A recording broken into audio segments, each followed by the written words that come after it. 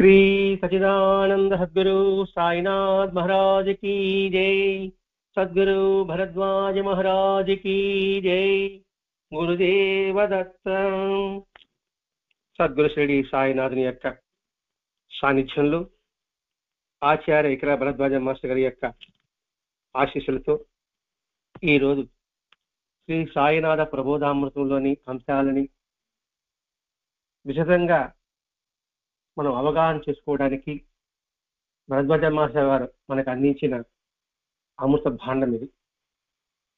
అమృత భాండము మృతము నశించేది, అమృతము నశించినది, అంటే ఎప్పటికీ శాశ్వతంగా ఉండేది.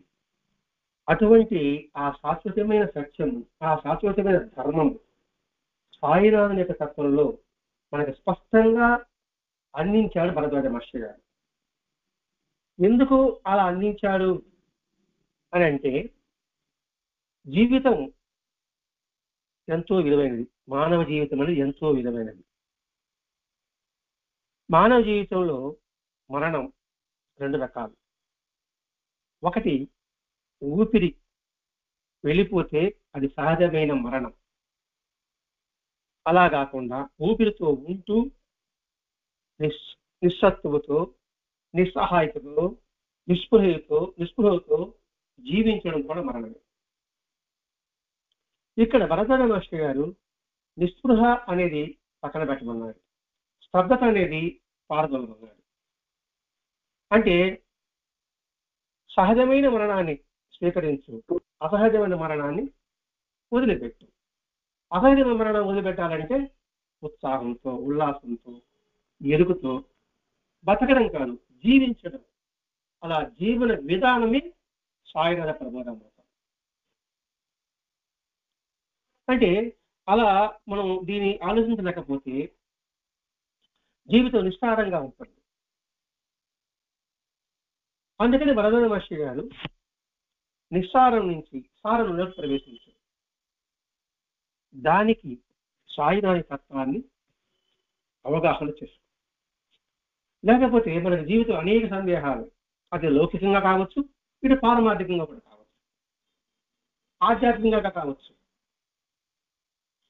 అంటే ఈ సందేహాల సంశయాలతోనే మన జీవితం నిస్సారంగా గడిచిపోతుంది. వాటి గురించి ఆలోచించాలంటే ఎందుకు లేబ్బా దాని గురించి ఆలోచించలేదు, ఏదో పూజ చేయమన్నారు, ఆచారం చేసుకోమంటున్నారు, అలా గడిచిపోతాం. ఎందుకు, ఏమిటి, ఎలా అనే విషయం మనం ఆలోచన చేయలేకపోతున్నాం. అటువంటి ఆలోచన కలిగిస్తున్నారు. ఈరోజు ముఖ్యాంశం బాహ్య శుద్ధి ముఖ్యమా, అంతఃశుద్ధి ముఖ్యమా, ఏది ముఖ్యం? ఇప్పుడు జనబాహుళ్యంలో ఎక్కువగా బాహ్య శుద్ధికే ప్రాముఖ్యత ఇస్తున్నారు. అంతఃశుద్ధికి అంతగా ప్రాముఖ్యత ఇవ్వడం లేదు. అంతఃశుద్ధి చేసుకోమని చెప్పేవాళ్ళు కరువు అవుతున్నారు. ఒకవేళ చెప్పినా వినేవాళ్ళు కరువు అవుతున్నారు. కాబట్టి వినేవాళ్ళు కరువు అవుతున్నారు, లేకుండా పోతున్నారు. కరువు అవుతున్నారంటే లేకుండా పోతున్నారు. ఆ లేకుండా పోయే వాళ్ళు మనం ఉండకూడదు అని భరద్వాజ మాస్టర్ గారి యొక్క తపన, ఆర్తి. వాళ్ళు ప్రతి ఒక్కటి ఆలోచించాలి. ఆలోచన నుండి వివేకంతో కూడిన ఆలోచన ఉండాలి. ఆలోచన అంటే ఇలా చేస్తాం, నా ఆలోచన బాగుంది, వెళ్ళిపోతాం. అందులో ఏది సత్యము, ఏది ధర్మము అనేది ఆలోచించండి, వివేకంతో ఆలోచించడం. కాబట్టి వివేకంతో ఆలోచించే తప్ప బాహ్య శుద్ధి ముఖ్యమా లేకపోతే అనవసరమా అనే విషయం మనకు అర్థమవుతుంది. బాహ్య శుద్ధి ఎందుకోసం? బాహ్య శుద్ధి ద్వారా అంతఃకరణ శుద్ధి జరగాలి. అది ముఖ్యమైనది. బాహ్యశుద్ధి కావాలి, తద్వారా అంతఃశుద్ధి జరగాలి. అలా కాకుండా అంతఃశుద్ధి లేని బాహ్యాచారం నిష్ప్రయోజనము. అంతేకాదు బాహ్యాచారాన్ని వదిలిపెట్టమని చెప్పలేదు, బాహ్యాచారమే ముఖ్యము అని చెప్పలేదు, బాహ్యాచారమే ముఖ్యము అని చెప్పలేదు. చారమే పదం గుర్తుపెట్టుకోవాలండి ఇక్కడ. కాబట్టి ఈ బాహ్యాచారాలు దేనికి ఉపయోగపడాలి? అంతఃశుద్ధికి ఉపయోగపడాలి, అంతఃకరణ శుద్ధికి ఉపయోగపడాలి. అప్పుడే దానివల్ల ప్రయోజనం ఉంటుంది. ఈ విషయం అనేక మంది మహనీయులు చెప్పారు. ఇక్కడ మహనీయులు అంటే స్వాతంత్రం కోసం పోరాడిన వాళ్ళు కావచ్చు, సైంటిస్టులు కావచ్చు,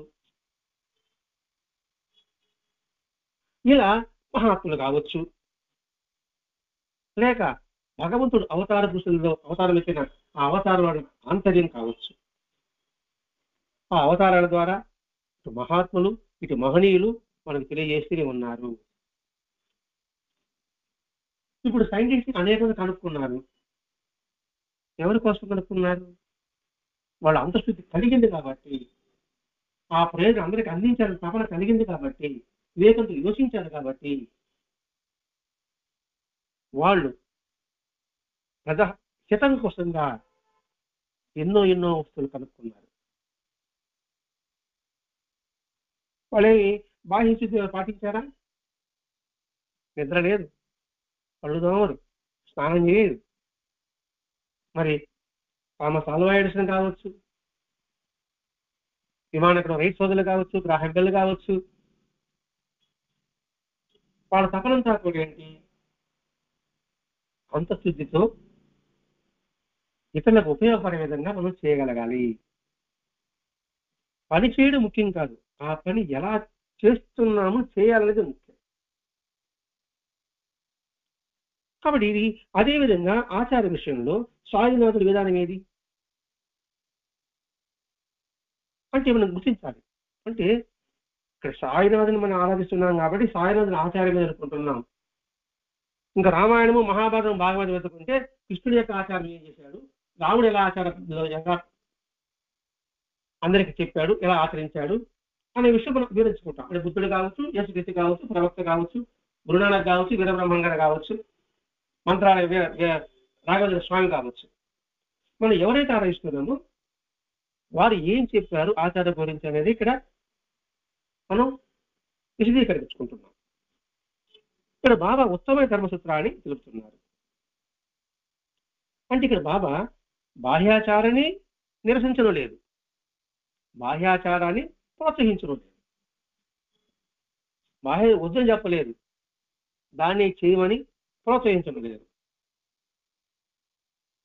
అంటే ఇక్కడ ఆచార విషయంలో కావచ్చు, సాధనాపరంగా విషయంలో కావచ్చు, ఎవరిని నిర్బంధించడం బాబా ఎక్కడా చేయలేదు. ఇప్పుడు దాసుగణ విషయంలో చూడండి, దాసుగనే కాదు ప్రతి ఒక్క విషయంలో కూడా దాసుగణ వాటి శ్యామ ఎవరి విషయంలో కూడా సరే దాన్ని నిరసించడం లేదు, ప్రోత్సహించడం లేదు. ఇటు ఆచార విషయంలో కావచ్చు, సాధారణపరంగా ఒక విషయం కావచ్చు, ఎవరిని ఎక్కడా నిర్బంధించలేదు. ఇలానే చేయని బాబా చెప్పలేదు. చెప్తాడు, చేయలేదా కూరుకుంటాడు. ఆ సంఘటనలు బలవంత అధ్యాయం వస్తుంది కదా, దాటి అనే ఒక వ్యక్తి వచ్చి బత్తాకాయలు చేస్తాడు, కొన్ని గదిలో పెట్టుకొని కొన్ని బాబా సమర్పిస్తాడు. సమర్పించిన తర్వాత అందరికి బాగా పనిచేస్తారు. ఇంత లోపల ఒక పాప వచ్చి బత్తాయిలు కావాలనుకుంది. ఆ దాటి 70 అడుగుతాడు, తీసుకురారంటే నేను ఉపవాసం పెట్టుకున్నాను అంటాడు. మన బాబా అడగడు. అదే కాదురా, మహాత్ములతో చెప్పిన మాట వినాలిరా, గురువు చెప్పిన మాట వినాలిరా, ఎందుకు వచ్చావురా అని ఏం బోధించలేదు. ఇదే ధర్మసూత్రం అంటే. ఈ విషయాన్ని గుర్తిస్తే మా ఆచారం గొప్పది, ఇతర ఆచారం తక్కువ అనే భావన రాదు, రాకూడదు కూడా. కృష్ణ భగవానుడు భగవద్గీతలో అర్జునుడికి మొత్తం 7 శ్లోక సారం అంతా చెప్పాడు. తర్వాత ఏం చెప్పాడు? అర్జున, నీ మనసు అంగీకరిస్తే, నీకు ఇష్టపడితే ఆచరించని చెప్పాడు, అనుసరించని చెప్పాడు. ఎక్కడా బలవంత పెట్టలేదు. అదే మహాత్ముల యొక్క లక్షణం. అవతార పురుషులంతా కూడా ఆ భావంతోనే ఉన్నారు, చెప్పారు కూడా.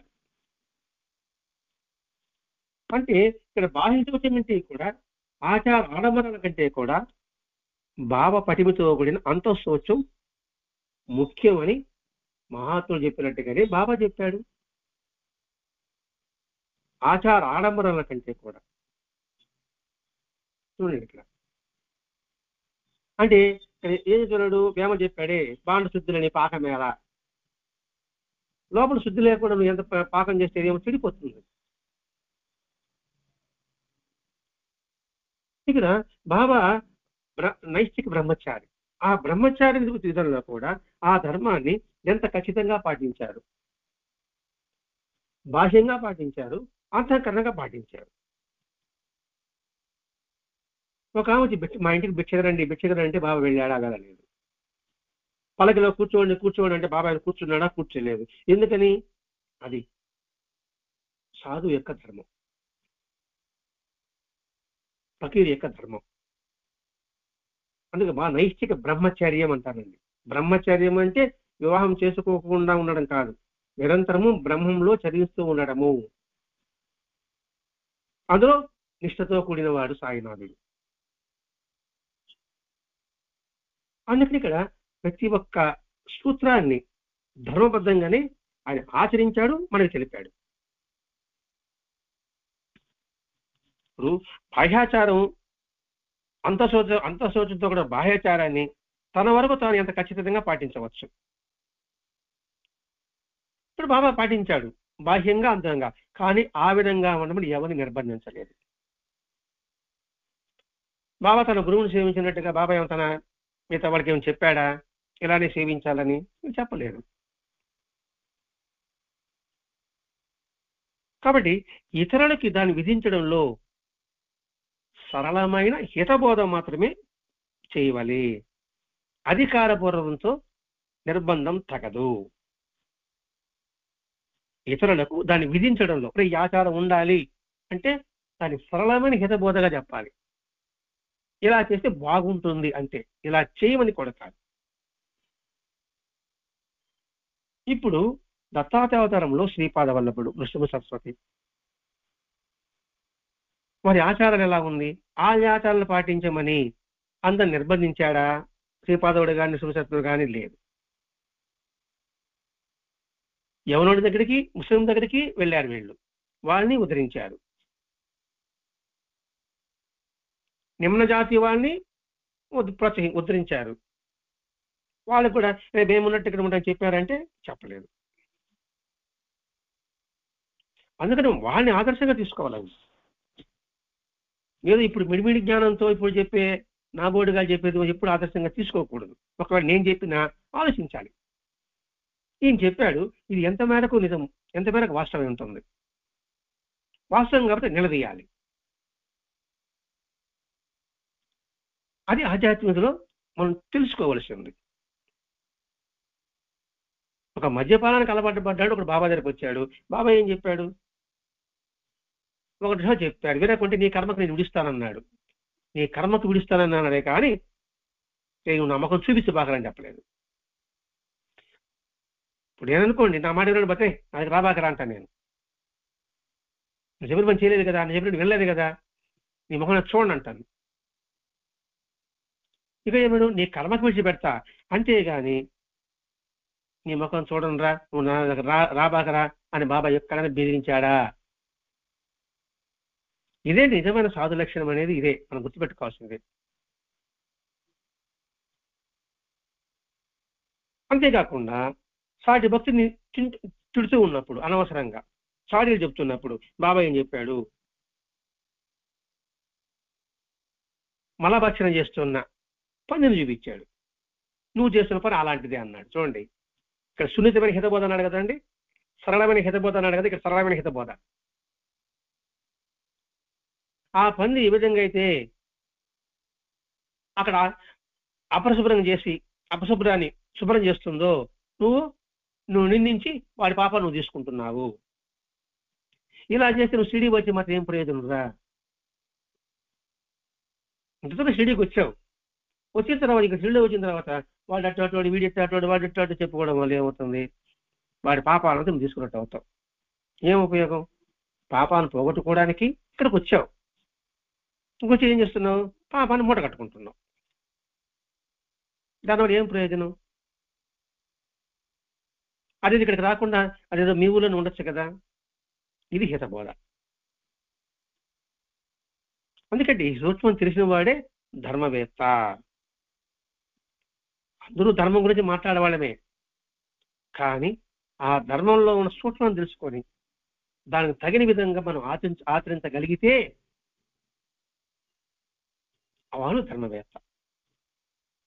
అందుకే రామాయణము, మారదము, భాగవతము ఇవన్నీ కూడా ఒకసారి పరిశీలించండి, గమనించండి అని మాస్టర్ గారు చెప్తున్నాడండి ఇక్కడ. కాబట్టి ఇలా ఇతరు నిర్బంధించడం సరైన పద్ధతి కాదు. ఆచార విషయంలో ఇతరుల పట్ల కఠినంగా శాసించే వారిలో అహంకారం ఉంటుంది, ద్వేషం ఉంటుంది, కాఠినమైన అవగుణాలు ధర్మం అనే ముసుగులో అవి ప్రవర్తిస్తాయి. వేసుకునే ధర్మం ముసుగు, కానీ లోపల నేను ఖచ్చితంగా పాటిస్తున్నాను, మీరు పాటించడం లేదు అంటే అహంకారం. ఇతరులు పాటించకపోతే వాళ్ళ పట్ల ద్వేషం, కఠినంగా మాట్లాడడం. అలా ఒక నిర్బంధించినప్పుడు ఎదుటివాడి మనసు ప్రతికూలం అవుతుందే కానీ సంస్కరింపబడదు. నువ్వు బలవంతంగా చేయాలని అనుకోండి, నువ్వు చెప్తే నేనేం చేయాలరా, నాకు కూడా తెలుసు కదా అని నేను ఒక ధర్మసూత్రం చేస్తా. అప్పుడేమవుతుంది, ఇద్దరి పట్ల ద్వేషము, పగ ఏర్పడుతుంది. దానితోడు ఒరే ఆడకపోతే ఇలా చేయాలని చెప్తున్నాడు, గుడికి పోతే అని గుడికి కూడా బానే వచ్చేవాడు, సత్సంగానికి రావడం బానే వచ్చు, ఆధ్యాత్మిక కార్యంలో పాల్గొనలేకపోవచ్చు. అంతెందుకు మన ఇంట్లో మన పిల్లల విషయం చెప్పండి. మనం ప్రేమతో చెప్తే కూడా వింటాడు, కఠినంగా చెప్పాడు అనుకోండి మనకి ఎదురు తిరుగుతాడు, అతను ఇంటి వచ్చి పారిపోతాడు.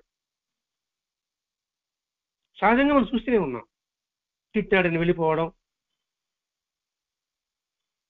అందుకే ఆ చెప్పేదో ప్రేమతో చెప్పు. అందుకే హితబోధ అనే పదం వాడాడండి ఇక్కడ. ఇలా నిర్బంధించవద్దు, ఇలా చేస్తే దీనివల్ల ఇటువంటి ఫలితం ఉంటుంది, ఇలా చేయకపోతే ఇలాంటి సత్ఫలితం ఉంటుంది అని మంచి చెడు చెప్పడానికి నువ్వు ప్రయత్నించి. మన పిల్లల విషయంలో చెప్తున్నామండి. గాంధీ మహాత్ముడు రాసుకున్నాడండి తన ఆత్మకథలో, తనకు పొరపాటు చేస్తే వాళ్ళని ఏం కొట్లా తిట్లా, అతడు చేసిన తప్పుని గోడ మీద రాశాడు, అంతే చేసిన పని. నిద్ర లేస్తేనే ఆ తప్పు కనబడడం. కొంతకాలానికి బోర్డు మీద వాళ్ళ నాన్న కాళ్ళు పట్టుకున్నాడు, నాన్న చెడిపోయినా ఇంకెప్పుడు ఆ తప్పు చేయననేసి. అందుకే నిజమైన నువ్వు సంస్కరించుకోవాలనుకుంటే ప్రేమతో, ఓరిమితో, సహృదయంతో, హితబోధతో, సత్సాంగత వల్ల మాత్రమే కలుగుతుంది నిజమైన సంస్కరణ. ఇక్కడ నిజమైన సంస్కరణ పదం వాడానండి. అందుకే మాస్టర్ ఎక్కడ సరే నిజమైన నిజమైన నిజమైన పదాలు వాడుతూనే ఉంటాడండి ఆయన. నిజమైన సంస్కరణ జరగాలంటే ప్రేమ, ఓరిమి, సహృదయత, హితబోధ, సత్సాంగత్యం, ఈ 5 ద్వారా నిజమైన సంస్కరణ కలుగుతుంది. దానివల్ల మాత్రమే కలుగుతుందని చెప్పాడు. నిజమైన ప్రేమ. బాబాచార్య చూద్దామండి. హంసరాజు వాడు ఉబ్బసంతో బాధపడుతున్నాడు, పొలాల పెరుగు తినకూడదు, వాడు తింటే చచ్చిపోతాడు. బాబా సార్ చెప్పి చూశాడు, వాడి దాని మీద విపరీతమైన ఇష్టము ఆ పెరుగులో. ఒకరోజు పెరుగు రోజు పిల్లి తినిపోతా ఉంది, కూర్చుని పిల్లుడు కొట్టాడు. బాబాయ్ ఏమన్నాడు, ఇక్కడ ఒక మూర్ఖుడు ఉన్నాడురా, హంసరాజా నువ్వు అని చెప్పలే ఇక్కడ చూడండి, అదే హితబోధ అనేది. ఇక్కడ ఒక మూర్ఖుడు ఉన్నాడు, పొలాన్ని పెరుగు తినాలి చావాలు చూస్తున్నాడు, నేను ఒక పిల్లి రూపంలో వెళ్ళాను, వాడు నన్ను కొట్టాడు, దెబ్బలు చూపించాడు. ఇది నిజమైన ప్రేమ అంటే. ఇంకా వాడు జన్మలో ఆ పెరుగు తింటాడంటే వాడు నా కోసం బాబా దెబ్బలు తిన్నాడే, అవ్యాజమైన ప్రేమ, చి వాడు పెరుగు అని వాడు సంస్కరింపబడతాడు, సంస్కరింపబడాడు. అట్లాగే సాటే విషయంలో. అందుకేనండి సాయి సన్నిధి గ్రంథం ఒక్కసారి చదివితే సాయిలాంత గ్రంథం 9 సార్లు పారాయణ చేసినట్టు. నిజంగా సాయి సన్నిధి గ్రంథం అద్భుతమైన భాగవతం లాంటిదండి. కనీసం రోజుకు 2 పేజీలను చదవడానికి మనం ప్రయత్నం చేయాలి. ఓడిమి జవహర్లాల్ వచ్చాడు, నా శిష్యుడు అన్నాడు, వచ్చుకున్నాడు. బహుజన్ తమ్ముళ్ళు వచ్చాడు, మన కొత్త కుస్తీ పడతామన్నాడు, కుస్తీ పట్టాడు.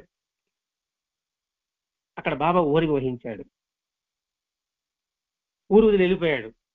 బహుజన్ తమ్ముళ్ళుగా ఓడిపోతే మార్పు ఎవరిలో వచ్చింది? బహుజన్ తమ్ముళ్ళలో వచ్చింది. వచ్చి కాళ్ళ నమస్కారం పెట్టి వెళ్ళిపోయాడు. చూడండి, ఇక్కడ బాబా నిజంగా బాబా యొక్క తత్వాన్ని అవగాహన చేసుకోగలిగితే మన జీవితం నందనవనమే. సహృదయత అంటే సహృదయ భావంతో. సహృదయత అంటే ఏమిటి? ఎదుటివాడి బాధ నా బాధ, ఎదుటివాడి ఆనందం నా ఆనందం. పురందరే వాళ్ళు అన్నం తినకుండా ఆ పళ్ళకి గది కడతా ఉంటే బాబా ఏమన్నాడండి? నా పేగులు మాడిపోతున్నాయి. ఆ తర్వాత హితబోధ, యుక్తివంతమైన హితబోధ, అది చెప్తున్నానండి. క్షమా విషయంలో కావచ్చు, కపట విషయంలో కావచ్చు. సత్సాంగత్యము, మరి సత్సాంగత్యం వల్ల ఎంతమందికి సంస్కరింపబడ్డారు. ఇలా చేయాలే కానీ సంస్కరణ జరగాలంటే, అంతేకాని కఠినంగా రూల్స్ అండ్ రెగ్యులేషన్స్, డిక్టేటర్షిప్, నిరంకుశ పరిపాలన ఎక్కడ జరగదండి. అది హిట్లర్ కావచ్చు, ఇంకొకరు ఎవరెవరు కావచ్చు కాక, రష్యాలో కావచ్చు కాక. రష్యా కూడా అలా ఉన్నింది. అందుకే బాహ్యాచారాన్ని పాటించిన కారణంగా ఒక్క భక్తులను కూడా బాబా మందలించినట్లు వారి చరిత్రలో బోధం పెట్టి వెతికినా కూడా కనబడదు. రైట్, నువ్వు బాహ్యాచారం పెట్టుకుని రావడం అనేసి అటనుకుంటే చొంగగారుస్తున్న ఆ ముసలాడి దగ్గర కలకడమ్మకు ఎందుకు తీసుకుంటాడు? ఒక ముసలాం దగ్గర ఎండిపోయిన రొట్టెలు ఎందుకు తీసుకుంటాడు? మరి శబరి ఎంగిలి బాబా శ్రీరాముడు తీసుకోలేదా? ఇదండి. అదే రామానుజాచారుల దగ్గరికి ఒక నిమ్న జాతకం వస్తుంది, దర్శనం చేసుకోవాలని మా దూరంగానే ఉంటుంది. ఇదే సంఘటన అండి. బాబా ఏ సంఘటన జరిగాయో మహాత్మ సంఘ జీవితంలో అదే సంఘటన జరిగాయండి. ఆ రామాచారాన్ని సత్కరించడానికి పూలు పండ్లు తీసుకొస్తారు. ఆ నేరుగా వచ్చి దానిని తాకుండా దూరంగా చెట్టు కింద ఉన్న ఆమె దగ్గరికి వెళ్తాడు. అందరూ గుసగుసలు మాట్లాడుకుంటారు. నువ్వు ఏం తెచ్చావని ఆ కొంగు తీసుకుంటాడు, బెల్లం ముక్కుంటుంది. అది నా మనవడు కోసం తెచ్చానండి, మా మనవడు ఎంగిల్ చేశాడు అంటుంది. అప్పుడు ఆయన ఒక మాట అంటాడండి, ఎంగిలి లేనిది ఏది? ఈ సృష్టిలో ఎంగిలి లేని భగవంతుడికి ఏమైనా సమర్పిస్తున్నామా? భగవంతుడు సమర్పిస్తున్నాం, నీళ్లు సమర్పిస్తున్నాం, పూలు సమర్పిస్తున్నాం, పండు అన్ని సమర్పిస్తున్నాం. అవి ఎంగిలి కాకుండా ఉన్నాయా? అవి అక్కడ ఎంగిలి కావుతున్నాయండి. పవిత్ర గంగాజలం తెచ్చి మేము బంగారు బిందులో తెచ్చి అభిషేకం చేస్తున్నాము. మరి ఆ గంగలో చేపలు ఎంగిలి చేయలేదా?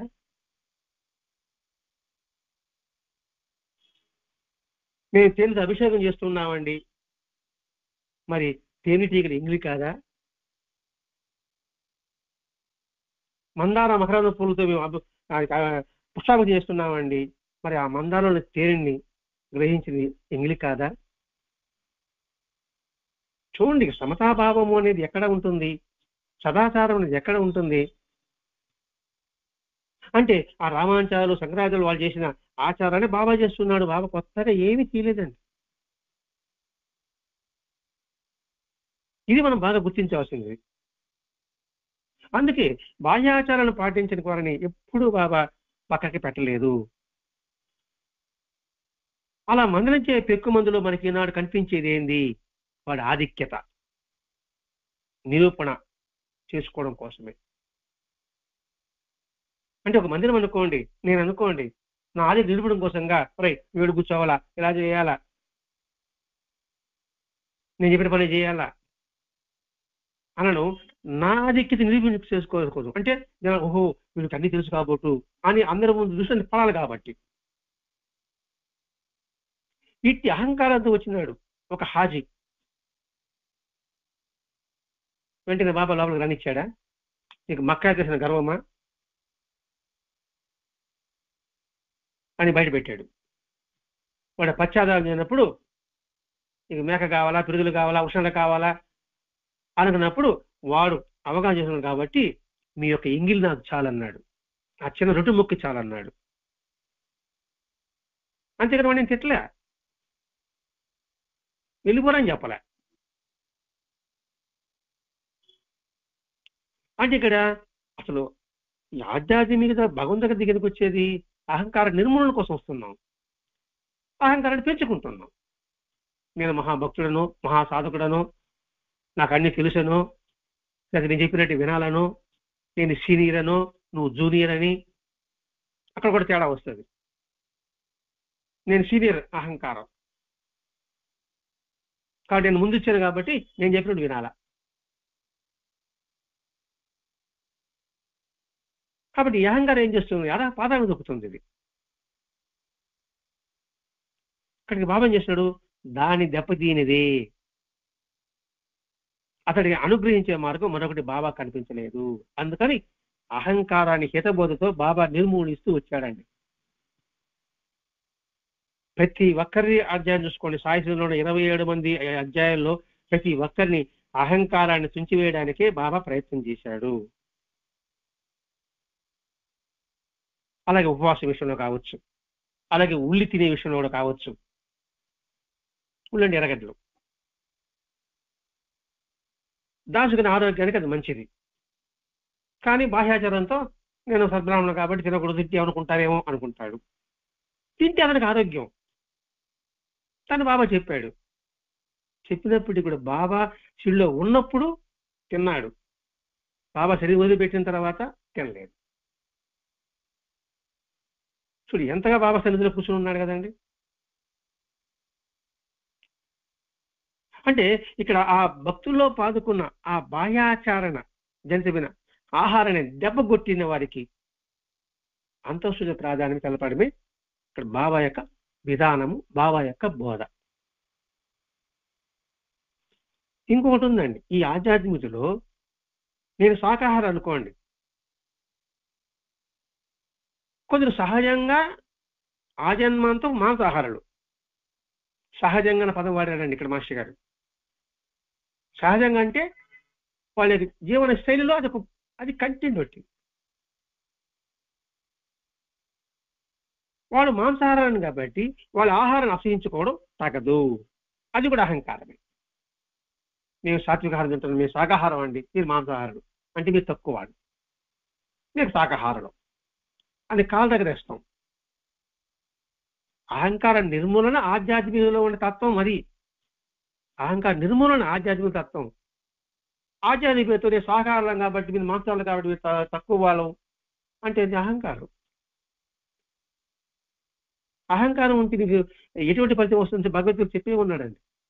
నువ్వు సకల శాస్త్రం చదువుండొచ్చు కాక, పాండిత్యం ఉండొచ్చు కాక, నీలో సత్వగుణం లేకపోతే అవన్నీ ఫలితం శూన్యము అని చెప్తున్నాడు.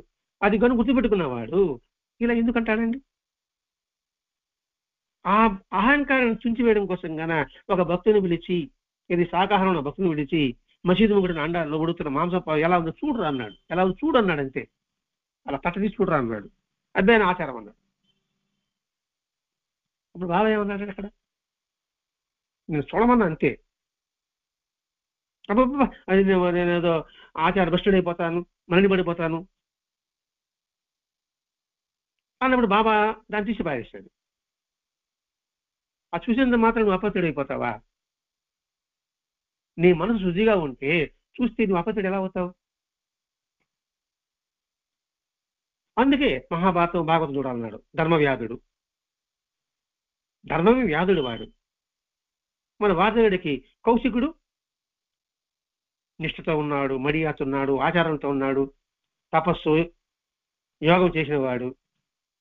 మరి అతడి కోపం ఉంది, అది శాకాహారే కదా, మరి ఎందుకు కోపం వచ్చింది? మాంసాహారాల కోపం అనే భావన కొంతమందికి, మరి శాకాహారంలో అది ఎందుకు కోపం వచ్చింది? నోలేని పక్షిని కాల్చి పారేశాడే, అదేం చేసింది పాపం? దాని కింద కూర్చోవడం మన తప్పు. దాని కింద కూర్చున్నావు, అసహజంగా కదా రట్టి వేసింది, దాని కింద నువ్వు ఉన్నావు కాబట్టి నీ మీద గట్టబడింది, తప్పు దాన్ని ఎట్లా అవుతుంది అని ఆలోచించాడు కౌశికుడు. ఏమన్నా దాన్ని కాల్చి మసి చేసి బుగ్గి చేశాడు. మరి శాకాహారానికి అటువంటి కోపం ఎందుకు ఉంటుంది? ఇదే అండి భగవద్గీత చెప్తాడండి. అట్టనుకుంటే రాముని విలువేస్తామా? చిత్తుడు ఆయన కూడా మాంసం తినడు అంటాడు, విలువేస్తామా? లేదా బుద్ధుడిని విలువేస్తామా? లేకపోతే మెల్లాలపని విలువేస్తామా?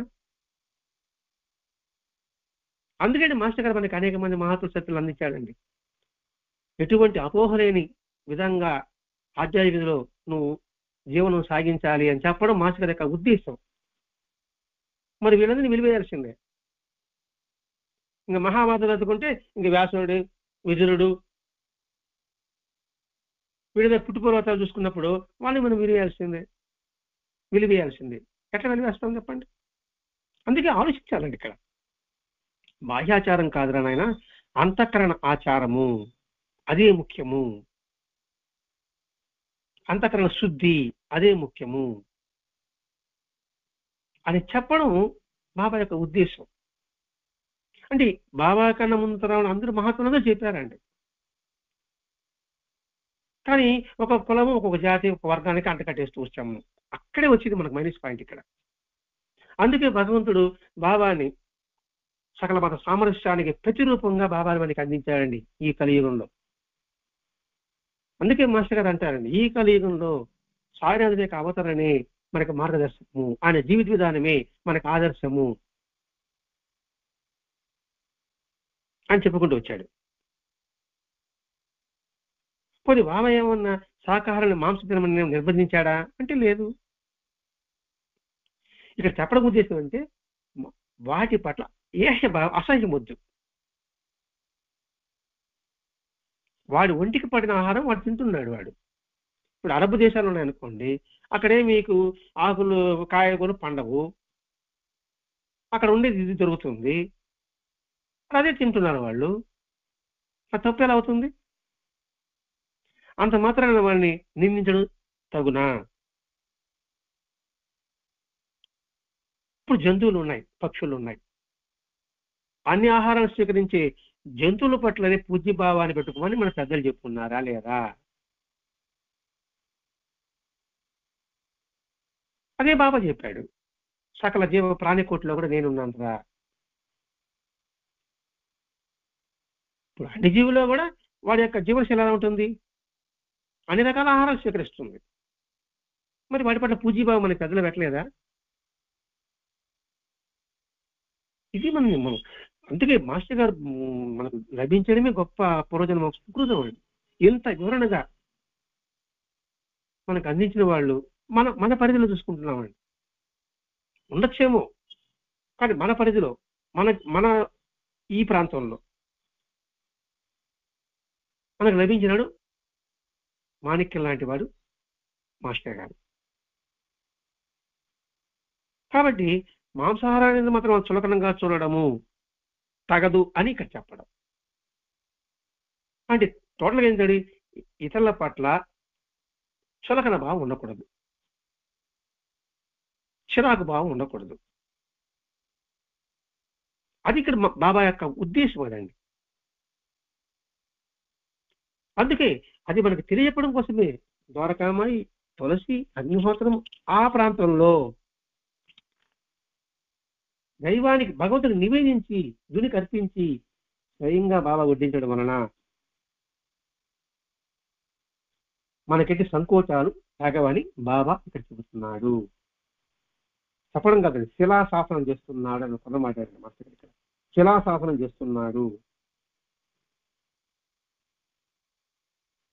అంటే ఇక్కడ చూడండి, బాబా ఏ విధంగా మన సంస్కరణ కోసంగా దిగు నుంచి భూమికి దిగొచ్చాడనే విషయం మనం మన లోతుగా ఆలోచించాలండి. ఈ విధంగా బాబా పరీక్షలు పెట్టాడు. ఆ పరీక్షలు పెట్టి ఆ భక్తుల పట్ల బాబా ఏ విధంగా అయితే చూశాడు, ఏ విధంగా అయితే నవ్వుతూ మనహాసం చేస్తూ అక్కడ పలకరించాడు, అది వాళ్ళ చూపు నవ్వుల్లో ఉన్న ఆంతర్యం అని మనం గుర్తుంచుకుంటూ రావాలి ఇక్కడ. అంటే వీటన్నిటి వెనక ఏముంటుంది? ఆలోచన, అవగాహన, అర్థము చేసుకోవడము. చూడండి, ఆలోచన పదం లోచనము అంటే కన్ను, ఆలోచన ఆ ప్లస్ లోచన, ఆలోచన. ఆ అంటే ఏంటి? ఆ దూరంగా ఎక్కడో ఉన్న దాని గురించి. అంటే ఇంకా చెప్పుకోవాలంటే అంతరాత్మతో, అంతరాత్మ అనే కన్నుతో, అంతర్యామనే దృష్టితో చూడు. ఆలోచన, లోచనము కన్ను, ఆలోచన అంటే అంతర్యామి కన్నుతో నువ్వు దర్శిస్తే నీకు వాస్తవం నీకు గోచరమవుతుంది. అంతరాత్మ అనే కన్నుతో నువ్వు పరిశీలిస్తే నీకు ఆధ్యాత్మిక తత్వం ఏదో అవగతమవుతుంది. అందుకే వీటన్నిటికీ కూడా మనస్సాక్షి అంటాం, మనసు పెట్టి చూడంటాం, మనసు పెట్టి చూడంటాం. ఎందుకు మనసుకు ప్రత్యేకమైన స్థానం ఇచ్చాడు? మన శరీరం ఇల్లు అనుకుంటే ముఖ్యమైన ముఖద్వారం మనసు, ముఖద్వారం సింహద్వారం మనసు. ఎందుకంటే ఆ ఇంట్లో ప్రవేశించాలంటే సింహద్వారం కూడా ప్రవేశిస్తారు ఎవరైనా సరే. అలాగే మనసు ద్వారానే మన తలపులు లోపల ప్రవేశిస్తాయి. కాబట్టి వీటిని ఆలోచించు, ఎక్కడ సంకల్ప సిద్ధి ఉంటుందో. ఏమని సంకల్ప సిద్ధి? ఏది సత్యము, ఏది అసత్యము ఆ తెలుసుకుని దానిని కోసంగా నేను చేయాలి సంకల్పం చెప్పుకోవడం.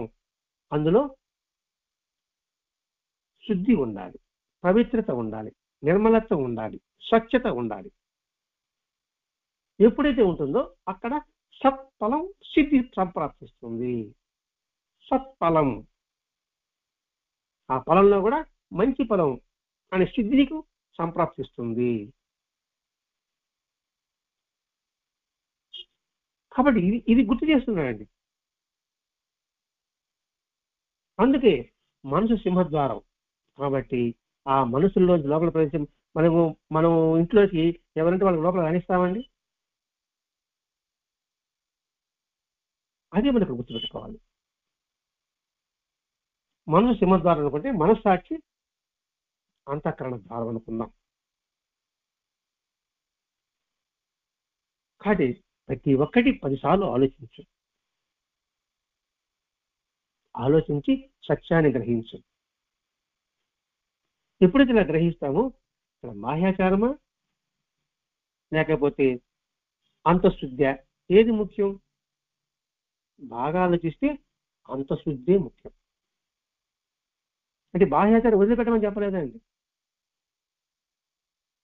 అంతఃశుద్ధి అని బాహ్యాచారం నిష్ప్రయోజనం. బాహ్యాచారం ఒకటే ఉండి అంతఃశుద్ధి లేకపోతే దండగా. అందులో ఏది ముఖ్య సూత్రం? అది కాలమని ముఖ్యం. రాగి ఉంది, వెండి ఉంది, బంగారం ఉంది. రాగి కూడా ఉపయోగమే, వెండి ఉపయోగమే. ఏది విలువైంది? బంగారం విలువైనది. అలాగే ఇటు లౌకికంగా కావచ్చు, ఇటు పారమార్థికంగా కావచ్చు, అంతఃశుద్ధి ప్రాధాన్యత. అందుకే వివేకంతో ఆలోచిస్తే అనే పదం వాడే మొట్టమొదటి. కాబట్టి ఇక్కడ బాహ్యాచారాలు, బాహ్య ఆడంబరాలు మనకు కావాల్సింది ఆడంబరం కాదు, అవగాహనతో కూడిన జీవిత విధానం. ఆ సత్యాన్ని మనం గుర్తించడం కోసంగా వరదరాజ మహర్షి గారు ఈ సాయుధ ప్రబోధామృతంలో మనకి సాయినాథుని యొక్క జీవిత విధానం ద్వారా, ఆయన చూపు ద్వారా కావచ్చు, ఆయన యొక్క నవ్వు ద్వారా కావచ్చు, ఆయన యొక్క మాట ద్వారా కావచ్చు, ఆయన యొక్క బోధ ద్వారా కావచ్చు, ఆయన యొక్క ఆచరణ ద్వారా కావచ్చు, మనం తెలుసుకోవలసిన సత్యాన్ని మనకి వరదరాజ మహర్షి గారు మనకు అందిస్తున్నారు. కాబట్టి ప్రతిరోజు సత్సంగం, ఈ ప్రబోధామృతంలో ప్రతి ఒక్కటి మళ్ళా విని దాన్ని తిరిగి తిరిగి తిరిగి మళ్ళా వింటూ ఉంటారని మనం ప్రయత్నం చేయగలిగితే మనకు వాస్తవం గోచరమవుతుంది. కాబట్టి ఆ సత్యాన్ని మనం తెలుసుకుని అవగాహన చేసుకుంటూ ఆచరించడానికి ప్రయత్నిద్దాం. మనం ఆచరించడానికి వరదరాజ మహర్షి గారు మనకి గొప్ప వంతెనలాగా, ఆయన మనకి ఎంతో మన అండగా, తోడుగా, నీడగా ఉన్నారు, ఉంటూనే ఉంటారు. అది గుర్తెరిగి ఆయన చెప్పిన మార్గంలో మనం అందరం పయనిద్దాం. స్వస్తి. శ్రీ సచ్చిదానంద సద్గురు సాయినాథ్ మహారాజ్ की जय, सद्गुरु भरद्वाज महाराज की जय, गुरुदेव दत्त।